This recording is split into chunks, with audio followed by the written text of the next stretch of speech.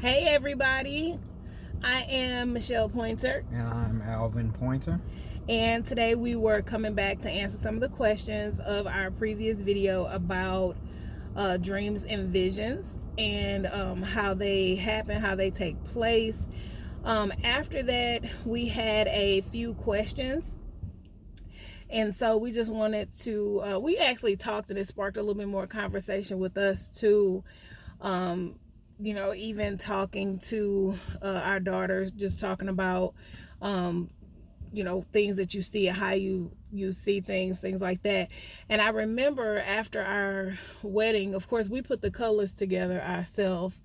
And I remember after our wedding, we were talking about it. And I don't even know how we started talking about it. I was like, so everything looked nice. The colors and stuff was nice, so on and so forth. And he told me that was it like a vision that you saw, or how did you picture it or something like that? Well, it was kind of like it was a vision before the wedding took place, when we was going through all the colors and everything. But I think when I was standing there, it was kind of like I was putting the wedding together, because I knew how the suits looked. I kind of knew how the ladies' dresses looked. I had touched my daughter's dresses, so I kind of knew from there. And then with the music, it was kind of like everybody else had the wedding, and I had my own wedding in my head. Oh wow, because it was okay. So I don't know if we told that part about the wedding. We had to tweak it a little bit, because what we did was, and that's not even why we was on here, but I guess we'll talk about that and then talk about the questions. But like he said, we agreed on the colors together. We picked our favorite colors, and then we picked an accent color to go with it. And like he got to go through everything, feel everything, stuff like that. And then it was just, for me, I wanted to make it special for him. That's why when he said that, I was like, oh wow, because it's like it was two different experiences. So what I did is all of the music that was for the wedding, like from me walking in, the girls walking in, as our parents, so on and so forth, I kept it a secret. I kept it a secret to the day of. Like, the people in the wedding knew, but he did not know. He didn't know none of the music I was going to pick, because I wanted him to experience the wedding through music, through sound, so on and so forth. So a lot of the music that was played, he did not know anything about any of that until we got there. So I think that for you to say that was pretty cool. I think I knew that, but I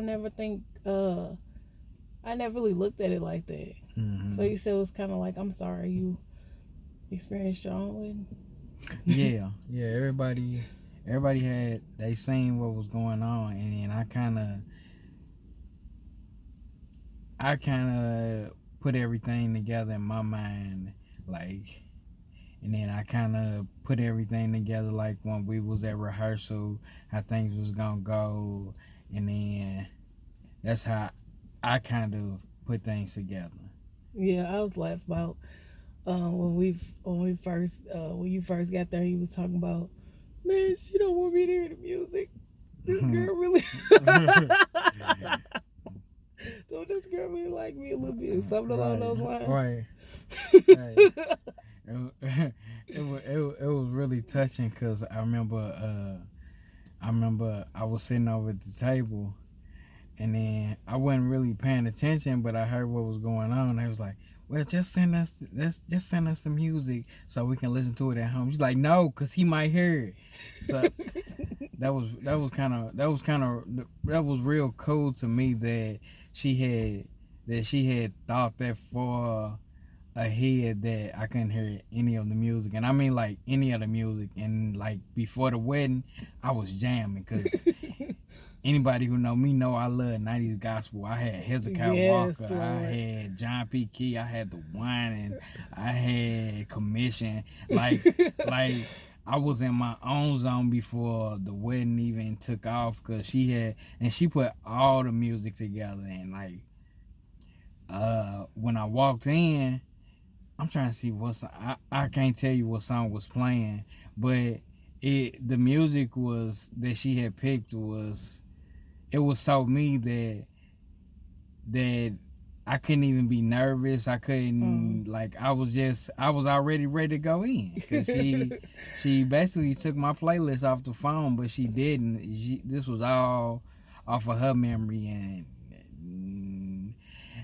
that's a great feeling to know that somebody pays enough attention to you to know like what to pick without going in your phone, seeing what you listen to, or asking you what you may like. And I thought the music part of it was very, very cool. So that's good to hear. Like, you know that people experience stuff differently, and when you have to put yourself in somebody else's shoes for a minute, then you'll stop relying solely on just your vision to do a lot of different things. You know, I would challenge you sometime to we even do it at home, just to close your eyes and use some of your other senses and appreciate the sounds, you know, appreciate the different things about you. One thing that was said before is that me and my mom and love, we would joke about, man, cool, it take a long time to respond with stuff like that. But what I know and I've learned about him is that he is a thinker. And I love that, because there's not too many times that he's going to speak out of anger or anything like that, because he's going to speak and try to always respond in love. And I think that with people that do have 100% of their vision, you're automatically going to go off of a response that you think somebody's trying to give you, a body language that you think somebody's trying to give you. But if you don't have your vision, you're playing solely off of tones. And I remember that when we first started talking, I would get upset and I would get silent. And I had to learn that I had to begin to communicate my feelings, my emotions, and things like that, which we said before in previous videos. We make a deal that if I can't nod and say yes or no, then he can't nod and say yes or no. So we had to get used to actually verbalizing our emotions and things like that. Even down to, like, say for instance, if you go to a restaurant or something, let's say it's a buffet, okay? And so you at a buffet, and you walking by the buffet and you seeing, ooh, that chicken look good, and ooh, that lasagna might look good, or the mashed potatoes, they look too watery. You know what I'm saying? You have the option to look at those things and decide what you want and what you don't want, right? So if you didn't have your vision and you walk past a buffet, somebody would say to you, do you want some of these mashed potatoes? Right? So you have to visualize what the mashed potatoes probably look like. Right. Are these solid mashed potatoes? Are these watery mashed potatoes?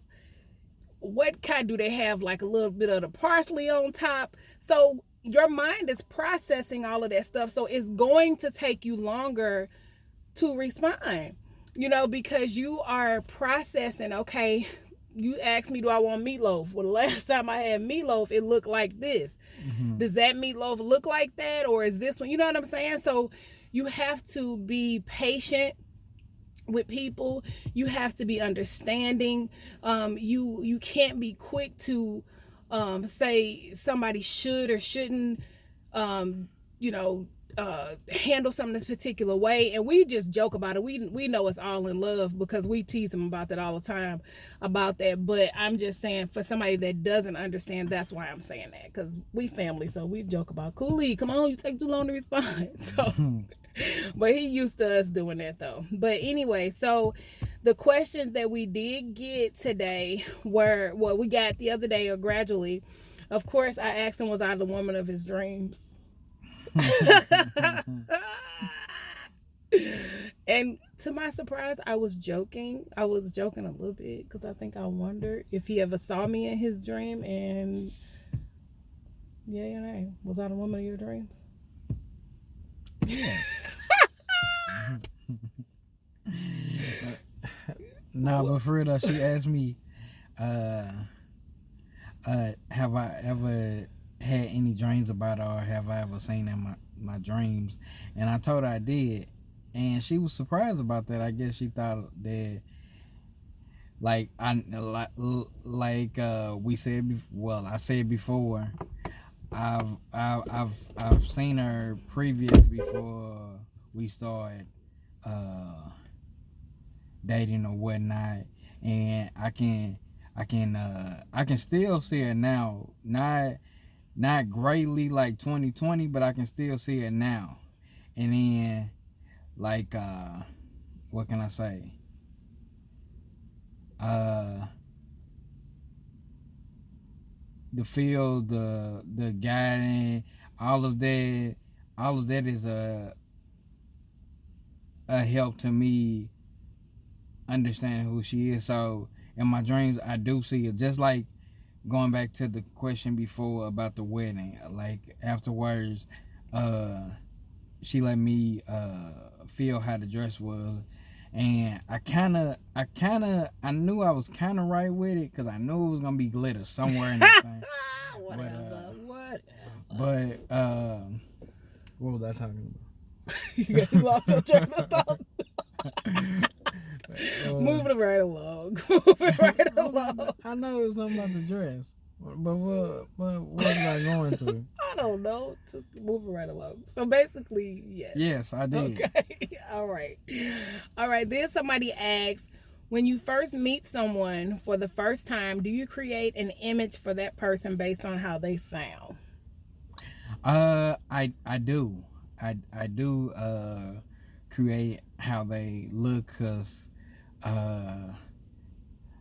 someone might have a high pitched voice, or someone it just depends on their voice. I don't know if it goes to prior me seeing, and then like if a person sounded like this, they might look like this, or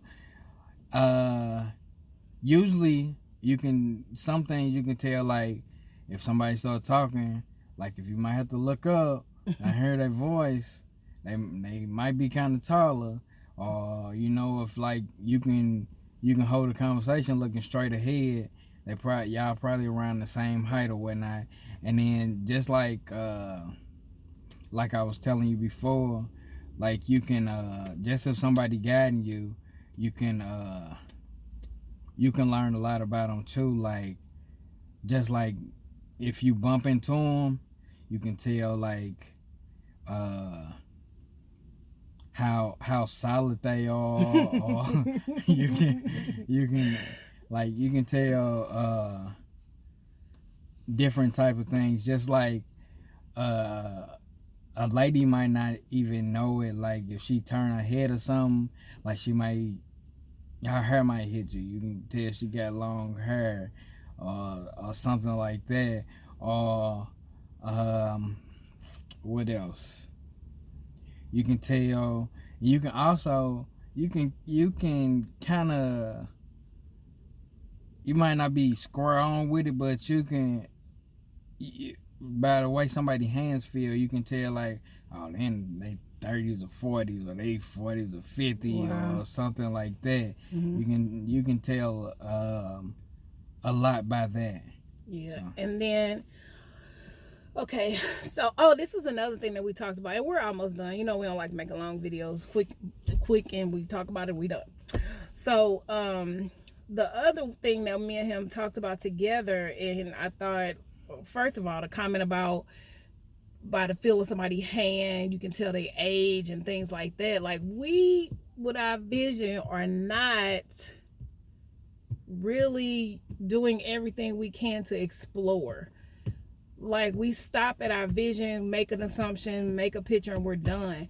But what I'm learning, like, if we take a minute to touch stuff and listen, man, like, listen, that really, you can gain so much insight from stuff. Don't just be so quick to just sum up something, or make an idea about what you think something is by one encounter with something could be something completely different because you haven't given something a full opportunity because you've only looked at it and turned your head. That's like judging a book by its cover. You've looked at this person, you made this assumption in your head, and you don't know anything else about them. You just done wrote them off because you have not allowed yourself a chance to actually experience a person.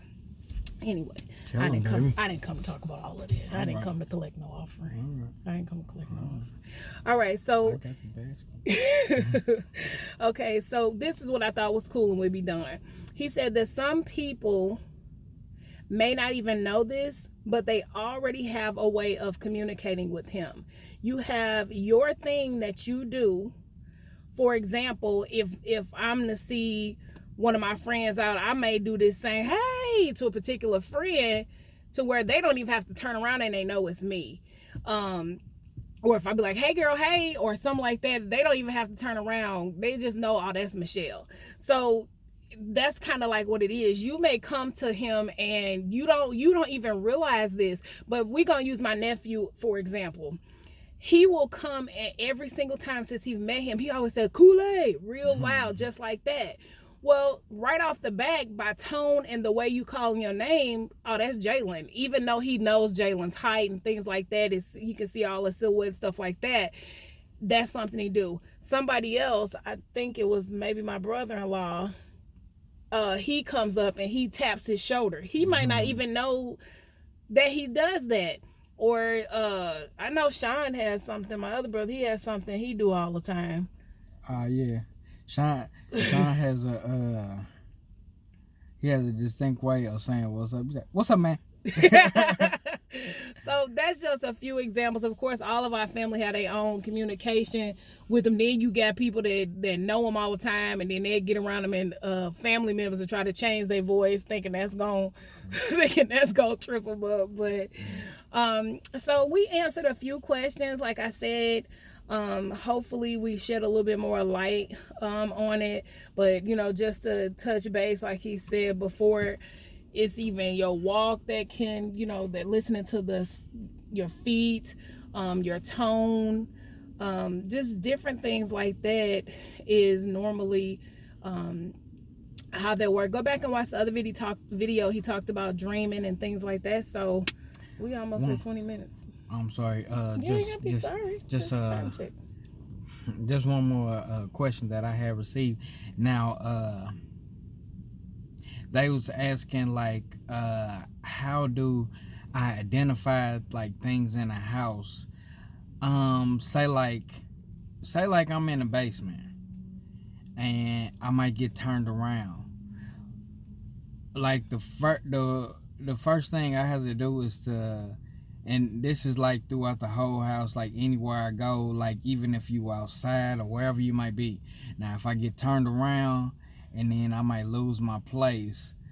Now, what I usually listen for, now, if you hear the water running, now if you can hear a hard run, the kitchen, so you moving back towards the steps, you need to move forward. Now, if you hear water running again, but it ain't as strong, that's the kitchen. So you're getting closer to the steps. But what I listen for that will help me out a lot, if you hear the wind or anything, you better back door. You somewhere by the steps. It's just like, that's what anything I use it. Inside, outside, just like I'm outside. Now, if I hear cars coming, I'm going towards the street. But like, if you hear the trees or the wind blowing, you're moving towards the backyard. Mm-hmm. So you rather walk towards the backyard than towards the street. Right. So listen good. But no, it's all I hope y'all are getting something out of this. We definitely don't mind talking about it. I'm so glad that my husband is open to sharing his life, and we have such good family, his family, our family, such good friends, and we're just grateful for everybody being so supportive and watching the videos and all that good stuff. So I think we done. Yeah. We gotta. Oh, they did like the slogan too. You can stick with that. I like the slogan. All right, we love y'all. Until the next time. We're not done. We're not done. We're not done. Okay. We're not done. Got two shout outs. Oh, okay. One shout out, we're sending this to Mama Gail. And then the second one. Now, I always hear her say, he's so awesome, he does this, he does that, he does this. But I gotta send a shout out to my number one wife, my only wife, y'all. Michelle Pointer. She is so awesome. Like, she moving from sun up to sundown, and she does it without getting angry or fussing or anything like that. And it's just like, that's one of the things that I did like about her when we was dating, that she's so selfless and she's so loving.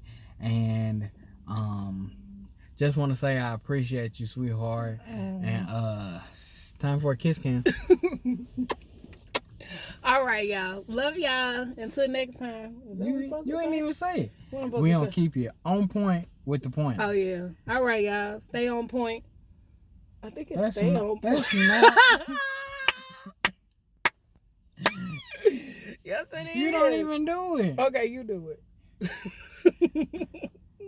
I forgot it. Keeping you on point with the With point. the pointers. I told you. I'll let y'all.